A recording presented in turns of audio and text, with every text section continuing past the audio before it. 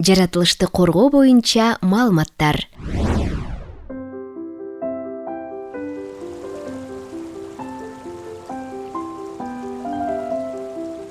Биздин планетабыздын ресурстарын сактап калуунун мыкты жолу аларды азыраак пайдалануу. Жаратылышыбызды сактап калуу үчүн жашообузда көп нерселерди жасоого болот. Жаратылышты коргоо жөнүндө билген маалыматтарды башка адамдар менен бөлүшүп тургула.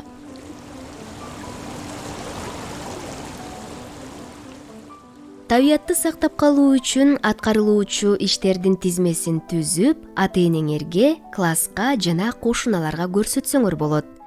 Мурда колдонулган кагазга бир нече түстүү плакаттарды жасап, мектепке же үйгө илип койсоңор болот. Жаратылышты сактап калууга кандай жардам бере аласыңар? Өзүңөрдүн планыңарды түзгүлө. Бул китепти акырына чейин окуп бүткөндө силердин маалыматыңар жетиштүү болот. Мыкты плакат жана жашоодо колдоно турган жашыл колдонмоңорду жасай аласыңар. Жөнөкөй нерселерден баштасаңар болот. Кагаз, журнал, газета, картон, темир,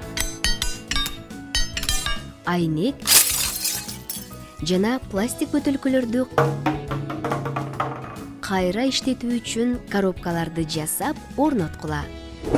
Коробкалардын толушун карап тургула. Ата-энеңерден аларды кайра иштете турган жерлерге алып баруусун өтүнгүлө. Балким, силердин мектебиңерде кайра иштетүүгө жөнөтүлө турган мындай таштандыларды чогултуучу жер бардыр. Таштандыга ыргытылган полиэтилен баштыктарды азайтуу үчүн дүкөнгө, базарга барганда көп жолу колдонула турган баштыктарды алууну унутпагыла. Ата-энеңерге да эскерткиле. Тизмеңерди улам толуктап тургула. Таштандыларды кайра иштетүүгө досторуңарды үгүттөгүлө. Таштандыны кайра иштетүү.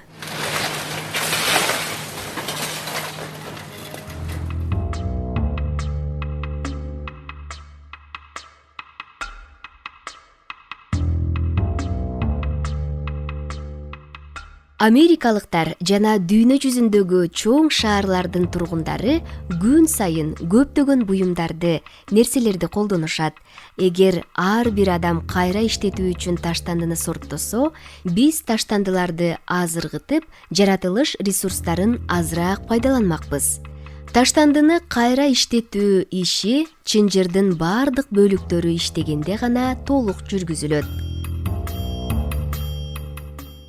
Кайра иштетүү чынжырынын биринчи бөлүгүнө колдонулган кагаздарды, бөтөлкөлөрдү, темирди, пластиктерди ыргытпай, кайра иштетүүгө берген адамдар киришет.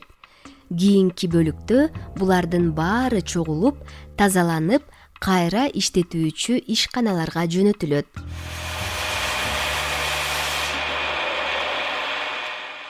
Ал жактан буюмдар кайра иштетилип, алардан жаңы кагаздар, килемчелер, пластик шланг жана түтүк сымал жаңы буюмдар жасалат. Аны кайра адамдар пайдаланышат. Бул кайра иштетүү циклинин акыркы чынжыры.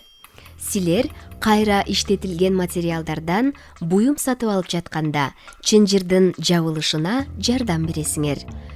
Элестетип көргүлө, эгер калыңдыгы 10 сантиметр макулатура тапшырсаңар, бир бакты сактап кала аласыңар. Эгер АКШнын ар бир тургуну окулган газетасын жумасына бир жолу макулатурага берсе, бул жылына 36 миллион бакты сактап калмак. Бул бүтүндөй токой менен барабар.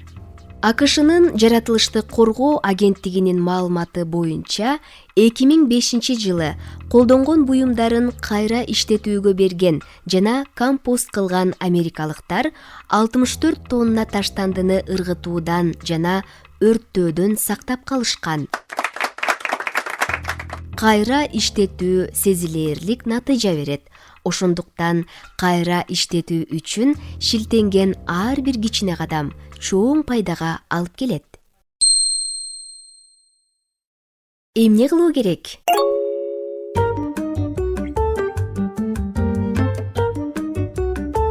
Кайра иштетүүгө жардам бергиле. Ар бир өлкөнүн жана шаарлардын таштандыларды кайра иштетүү боюнча өзүнүн программалары болуш керек. Силер үчүн бир нече пайдалуу кеңештерди беребиз. Силер жашаган жердеги кайра иштетүүчү ишканалар тууралуу маалыматтарды тапкыла. Таштандыларды алып кетүүчү ишканаларды сурап билгиле. Жаратылыштык коргоо агенттигинин өкүлдөрүнөн айлана чөйрөгө ыргытууда зыян келтире турган кир жууган машина, муздаткыч, электроника, компьютер жана башка батарея сыяктуу буюмдарды таштоого туура келсе, эмне кылуу керектигин сурап билсеңер болот. Жашыл ой жүгүртүү кыймылы качан башталган?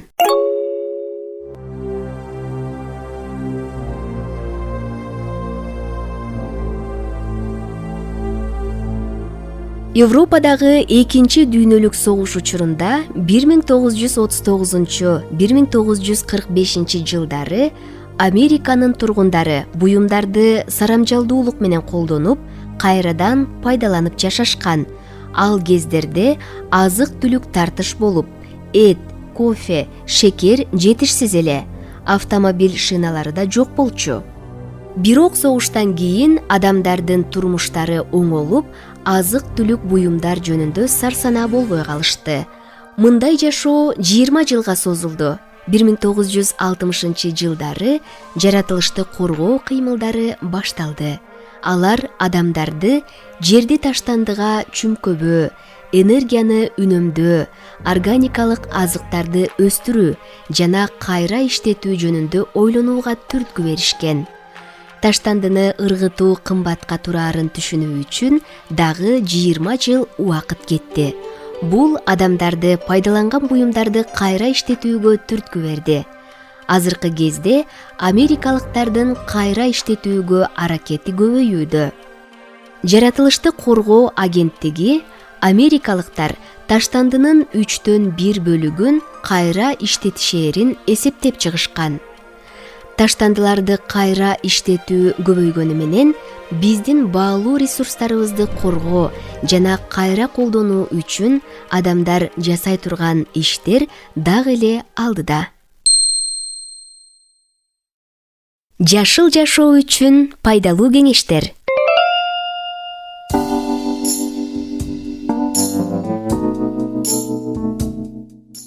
Эгер силер жашыл жашоодо жашагыңар келсе, кайра иштеткенге жарабаган буюмдарды көп сатып албаганга аракет кылгыла.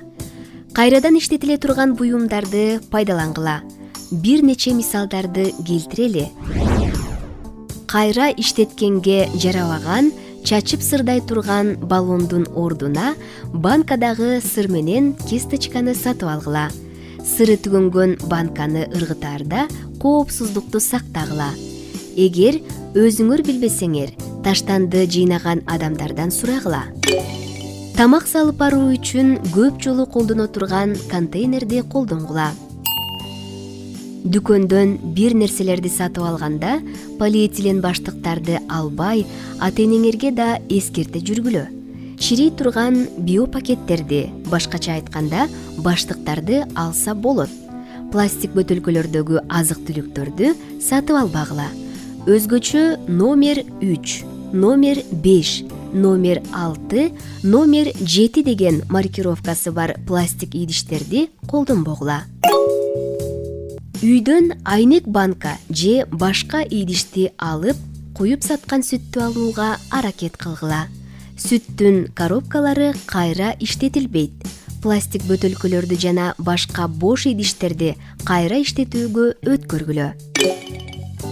Дүкөнгө өзүңөрдүн чүпүрөк баштыгыңарды, көп жолу колдонулуучу тамак аш салган баштыктарды алып баргыла. Оролгон упаковкадагы азык-түлүктөрдү албаганга аракет кылгыла. орой турган материалдарды чыгарууга жаратылыш ресурстары пайдаланылат. Ороолордун мөөнөтү абдан кыска. Аларды биз тез эле ыргытып салабыз. Аз санда гана ороолор кайра иштетилет.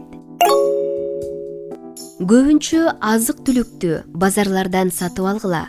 Ал жерде жергиликтүү эл өндүргөн товарлар сатылат. Таразага тартылган ороосу жок азыктарды сатып алган оң. Экологиялык тажрыйба.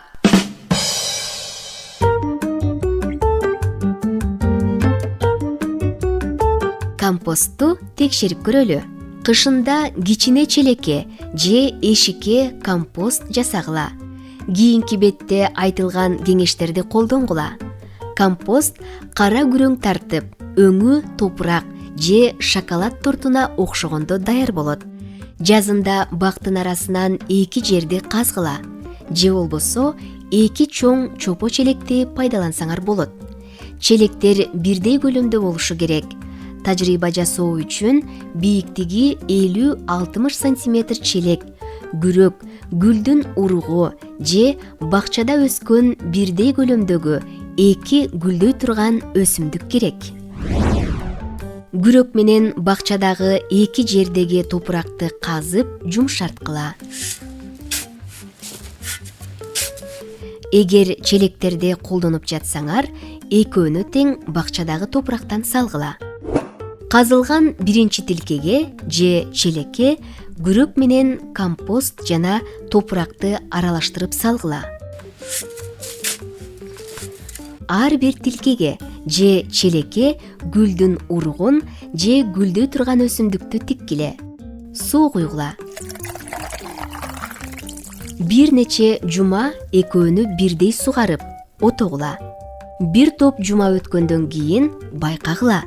Өсүмдүктөр же уруктар кандай өстү? Кайсы өсүмдүк жакшы өсүп жатат? Муну кантип түшүндүрөсүңөр? Кантип кайра иштетүү керек?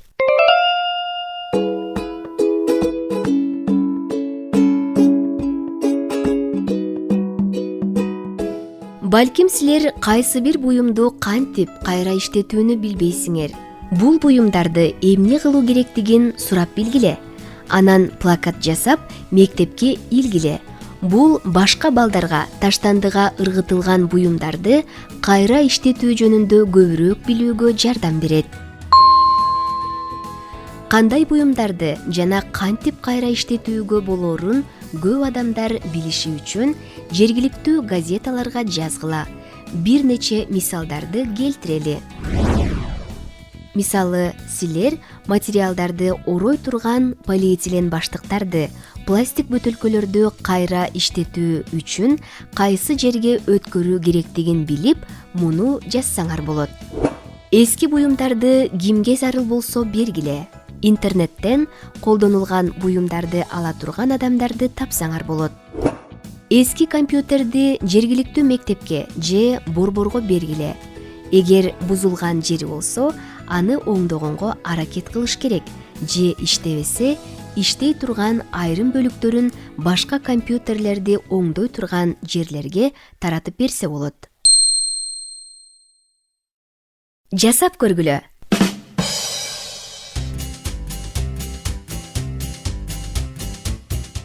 Өзүңөрдүн эксклюзивдүү кагазыңарды мурда колдонулган кагаздардан жасагыла. Өз кагазын жасоо кызыктуу жана сонун.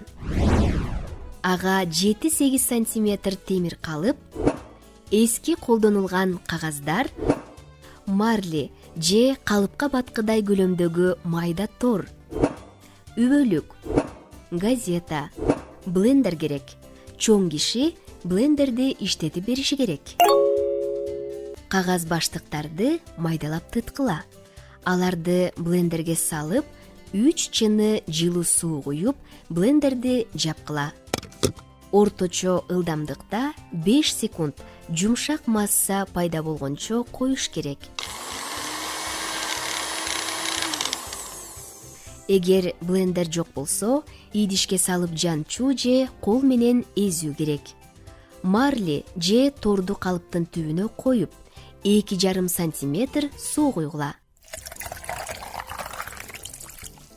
Жумшарган массаны калыпка тегиздеп салгыла. Марли же тордун үстүнө куюлган массаны суу аккандай кылып акырын көтөргүлө. Торду газетанын жарымына койгула. Экинчи жарымы менен анын үстүн жапкыла. Масса ылдый жакта калгандай айланткыла. Ашыкча сууну чыгаруу үчүн үбөлүктү пайдалангыла.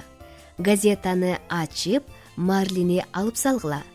Массаны кургатуу үчүн түнү бою калтыргыла. Эртең менен газетадан жаңы жасалган барагыңарды ажыратып алсаңар болот. Силер кайра иштетилген кагазды жасап көрдүңөр. Эми анын бетине каалагандай сүрөт тартсаңар болот. Компост жасоо бул чиритүү.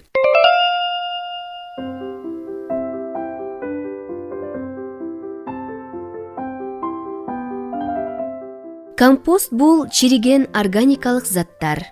Аларга чабылган чөп, жалбырактар, жашылчалардын кабыктары, бактардын бутактары жана саман кирет. Алар компост үймөгүндө чиригенден кийин силердин чарбакка, бакчага жер семирткич болот.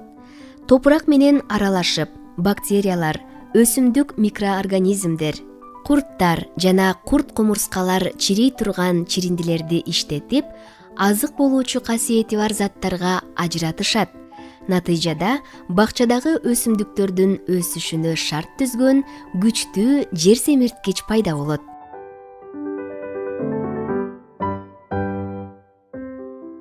Компост чогултууну бардык эле жасай алат. Жер семирткич болуу менен бирге ыргытылган таштанды азаят. Компост жасоо үчүн пайдалуу кеңештер. Эшикке коюу үчүн пластик челекти колдонсоңор же короонун бир бурчун пайдалансаңар болот. Ал жака тамак аштын калдыктарын, жашылчалардын кабыктарын, жумуртканын кабыгын, кофенин коюу түбүн же чайдын чамасын төксөңөр болот. Эттин калдыктарын таштабагыла. Чөп, жалбырак, жашылчалардын кабыктарынын аралашмасы эң мыкты компост болот. Ага бир аз топуракты аралаштыргыла. Чириген компостко аба керек. Ошондуктан органикалык таштандыларды жана заттарды кошуу менен үймөктү күрөк же айры менен аралаштыргыла. Компост чиригенде ысыйт. Эгер жамгыр жаа басса, компостко суу куюп тургула. Ал нымдуулукту сактап турушу керек. Бирок ашыкча суудан көгөрүп кетиши мүмкүн. Топурак сымал кара кочкул компост даяр болгондо, аны бакчадагы топуракка аралаштырсаңар болот. Өсүмдүктөргө мындай жер семирткич жагат. Силер билесиңерби?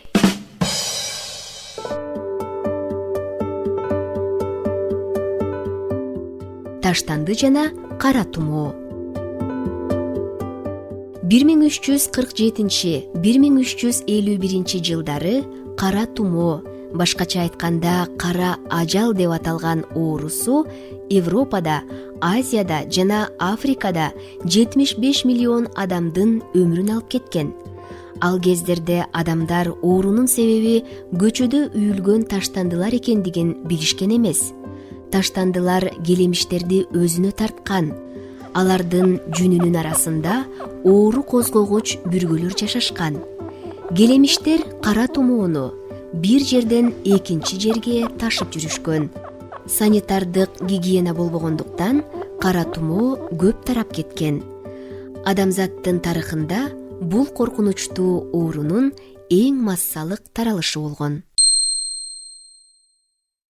Баштыгыңызда эмне бар?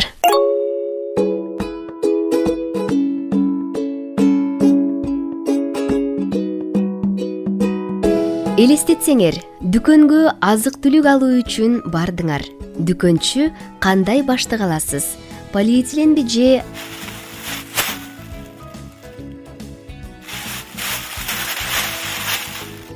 кагазбы деп сураса, кандай жооп берет элеңер? Эң жакшы жооп экөөнүн тең кереги жок. Мүмкүн болсо полиэтилен баштыктарды улам ала бергенче көп жолу колдонула турган өз баштыгыңарды ала баргыла. Эгер тандоого туура келсе, кайсы баштыктын жаратылыш үчүн зыяны аз? Кагаз баштыктар жыгач калдыктарынан жасалат. Полиэтилен баштыктар мунайдын калдыктарынан жасалышат. Ыргытылган кагаз баштык күндө жана жамгырда калса, бактериялардын жардамы менен акырындык менен чирий баштайт. Биобаштыктарда бара-бара чирийт. Полиэтилен баштыктар күндө жамгырда көпкө жатса да чирибейт. Бирок адамдар аларды кагаз баштыктарга караганда айлана чөйрөгө зыяны аз деп эсептешет. Бул кандайча? Келгиле салыштыралы. Изилдөөлөр көрсөткөндөй, мунай калдыктарынан жасалган полиэтилен баштыкка караганда өстүрүлгөн бак-дарактардан кагаз баштыктарды жасоо үчүн көп чыгымдар жана энергия сарпталат. Кагаз баштыктарды дүкөндөргө жеткирүүдө 7 эсе көп орунду ээлешет, көбүрөөк энергия менен каражат кетет. Кагаз баштыктар таштандыга ыргытылганда полиэтилен баштыктарга караганда көп орун ээлешет. Аларга бактериялар жетсе, тезирээк чирийт. Үстүн башка таштандылар жаап калса, алар көпкө чирибей жата беришет. Ошондуктан дүкөнгө өз баштыктарыңарды көтөрүп келген туура. Баштык ала жүрсөңөр, дүкөнгө кийинки жолу барганда кереги тиет. Эгер дүкөндөн полиэтилен баштык алууга туура келсе, аларды ыргытпай, айрылганча кайра колдонгула. Кагаз баштыктардан китеп сырт жасоого болот. Дүкөндөрдө чирей турган биобаштыктар барбы? Билгиле. Полиэтилен баштыктар эмне үчүн зыяндуу?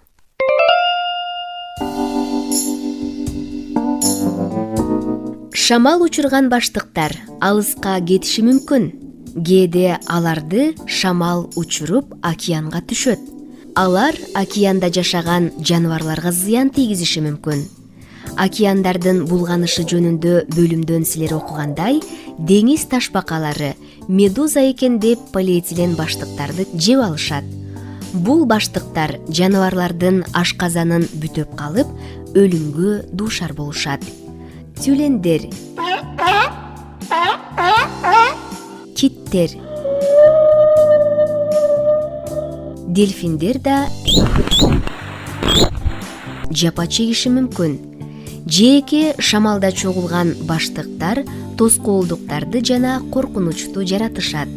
Алар агын сууларды, канализацияны, имараттардын желдеткичтерин бүтөйт.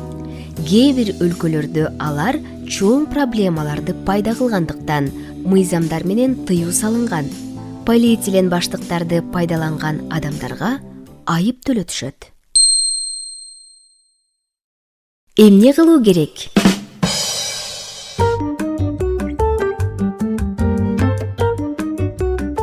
Таштанды аз чыгышы үчүн эмне кылууга болот?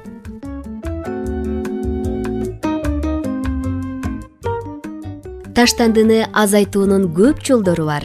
Бул ыргытылган таштандынын санын кыскарта алат. Ошондой эле бак-дарак, суу жана мунай сыяктуу ресурстарды аз пайдаланууга жардам берет. Силер аз гана аракет кылдык, бул эч нерсени өзгөртө албайт деп ойлошуңар мүмкүн. Бирок ар бир кичине кадамдын чоң жардамы тиет. Таштанды көп чогулбашы үчүн силер буларды жасай аласыңар.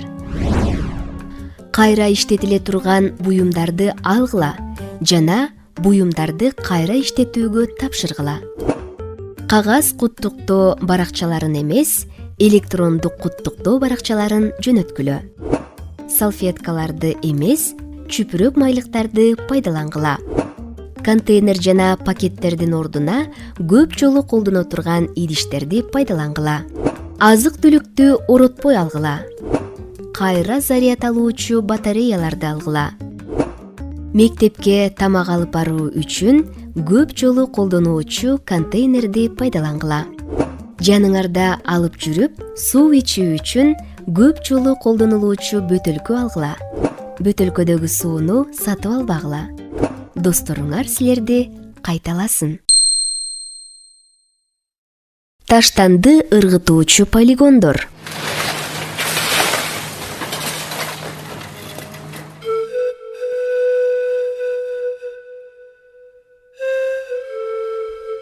Адамдар айыл чарбачылыгы менен 10 000 жыл мурун алектене башташкан.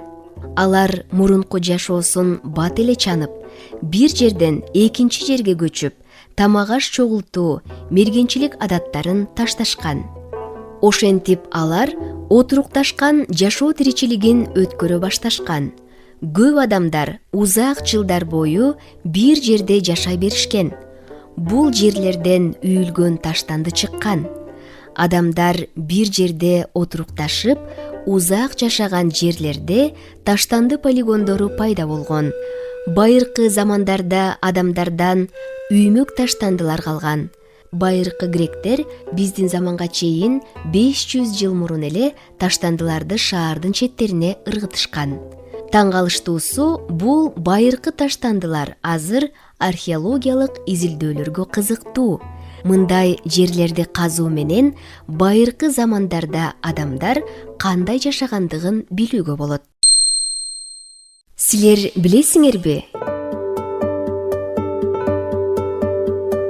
Метанды иштөөгө мажбурлоо.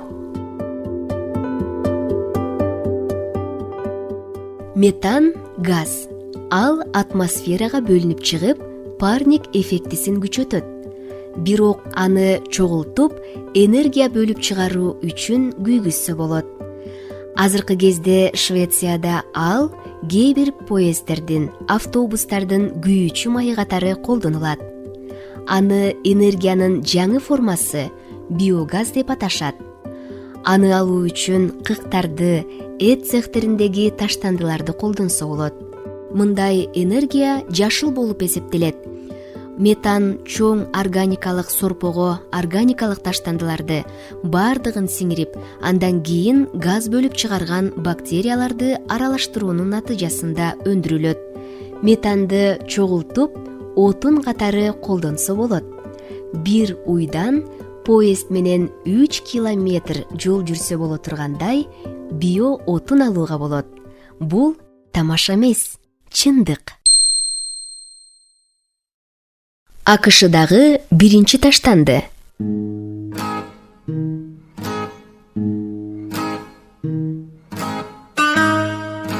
Таң калыштуусу, байыркы таштандылар азыр археологиялык изилдөөлөргө кызыктуу. Мындай жерлерди казуу менен байыркы замандарда адамдар кандай жашагандыгын билүүгө болот. Европадан Америкага келген алгачкы эл таштандыны үйдүн сыртындагы дубалдын артына жер казып көмүшкөн, дарыяга ыргытышкан. Таштандыдан ушундай жол менен кутулушкан. Көп учурда алар таштандыны өрттөп турушкан. Айылдар шаарларга айланып өскөнү менен таштанды үйүлгөн жерлер да көбөйгөн.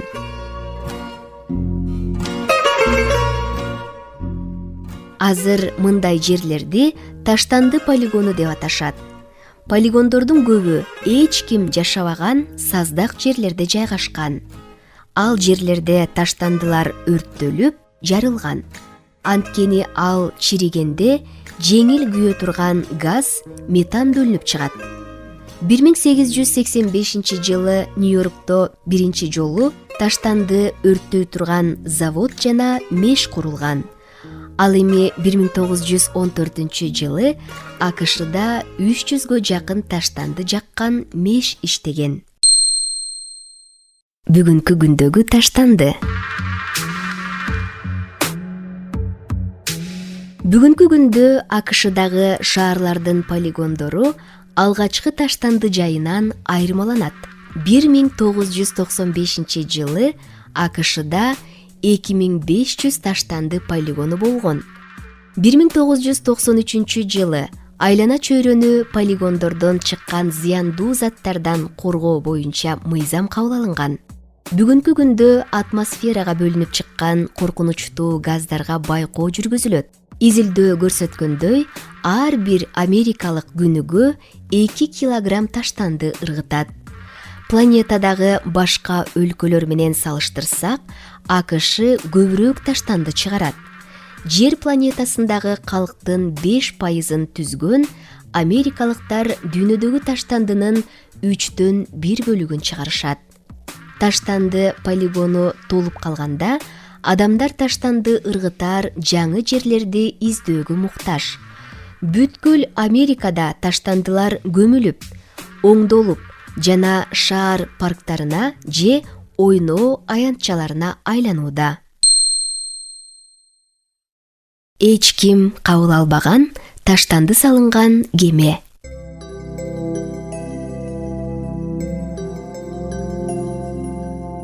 1987 жылы жүк ташыган кеме 3000 тонна жүгү менен Нью-Йорктун Түндүк Каролинадагы таштанды полигонуна чыккан. Таштанды ал жерге жеткенде, анын бортунда госпиталдан чыккан зыяндуу таштандылар болгондуктан, аны кабыл албай коюшкан. 2 жума таштандыны кайда таштаарын билбей, кеме сүзүп жүрө берген. Алар Луизианага барышкан.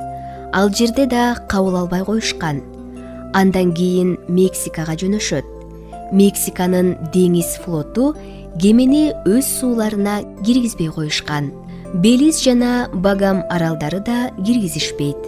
Айласы кеткенде Нью-Йоркко кайтышат да, таштандыны ким кабыл алаары чечилгенче бир нече ай портто турушат. Акыры маселе сотто чечилип, Бруклиндеги Нью-Йорктогу таштанды жагуучу меште өрттөлүп, андан чыккан 380 тонна күлү биринчи жолу кабыл албай койгон жерге алып барылып төгүлгөн.